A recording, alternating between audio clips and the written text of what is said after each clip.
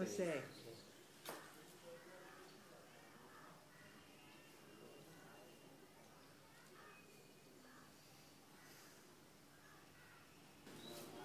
Do you have anything?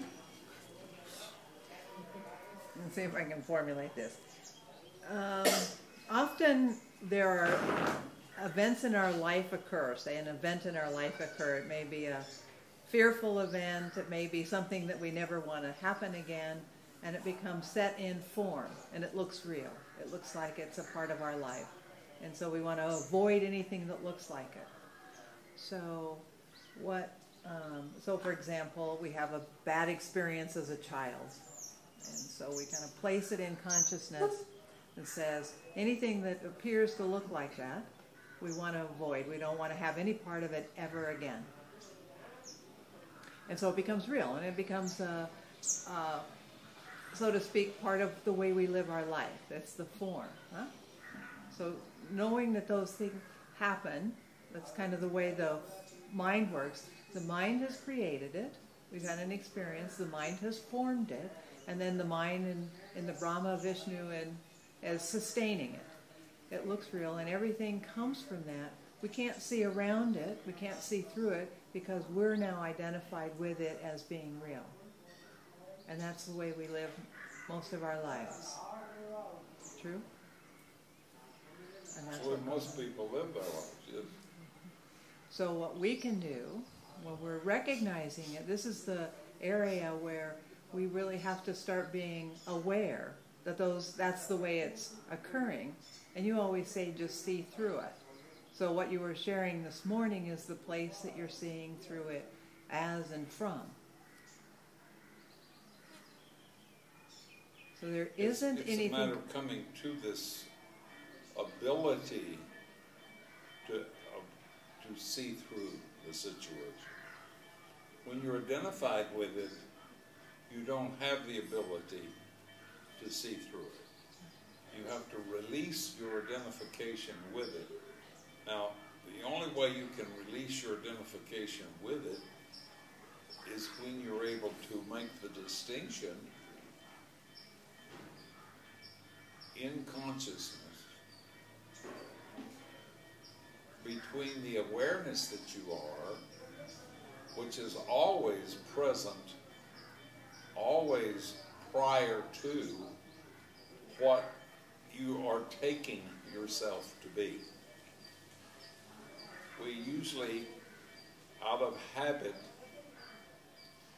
and long identification, we take ourselves to be the body and the mind. We take ourselves to be the formless,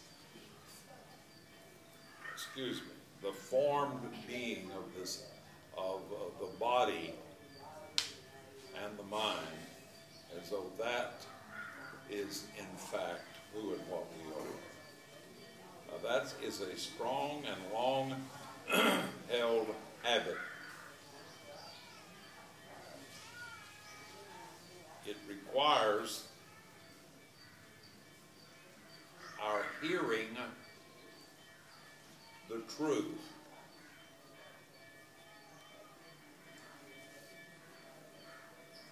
The hearing of the truth, when it is heard as spoken or directed to our consciousness by one who is conscious, is the first stirring of the awareness that we are. Prior to a stirring of the awareness that can break us free from, even if only momentarily, from the body-mind identification. And that's when we have the good fortune to come into the company of one who has awakened. Satsang, or darshan. And to hear the message of truth.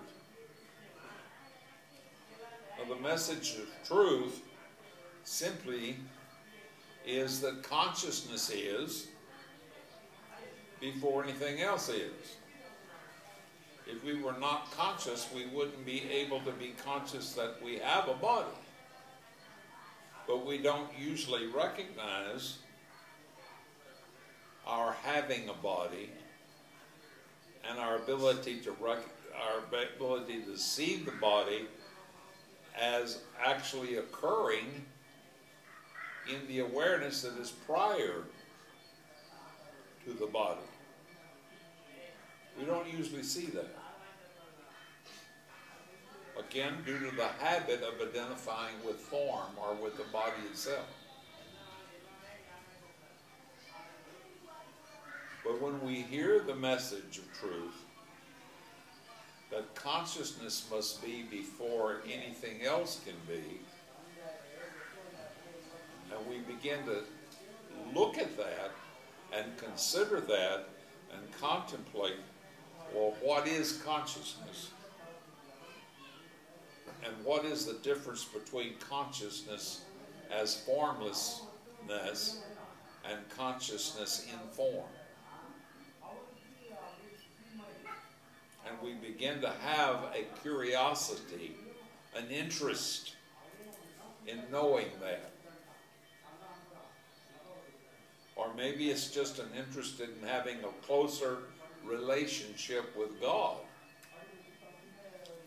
A deeper understanding of God and who and what is God. That in itself can begin the stirring.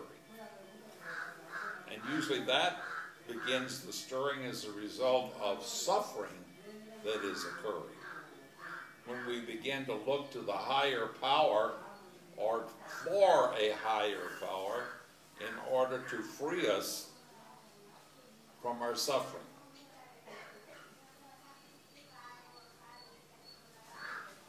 And when we begin that quest, the quest of better understanding our true relation, well, let's say God and our true relationship with God, or consciousness and our relationship with consciousness. That's really the beginning of our spiritual practice. Giving attention to that which is more than just the events occurring in our world, the mundane experiences of everyday life in the world.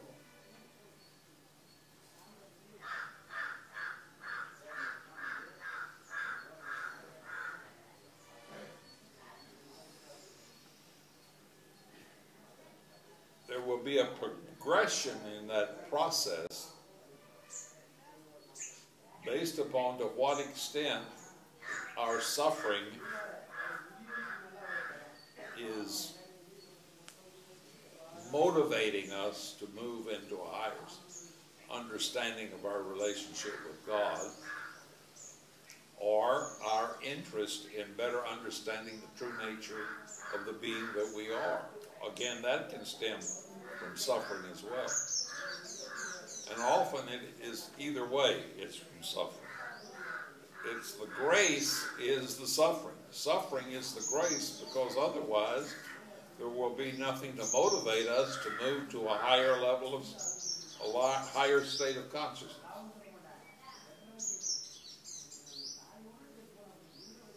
Now, we don't usually look at grace or at suffering as being the result of grace in our life, because what we're looking for is to eliminate the suffering.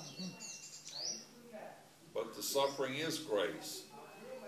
Otherwise, we may not be motivated to eliminate the suffering, to overcome or to transcend the suffering in our life.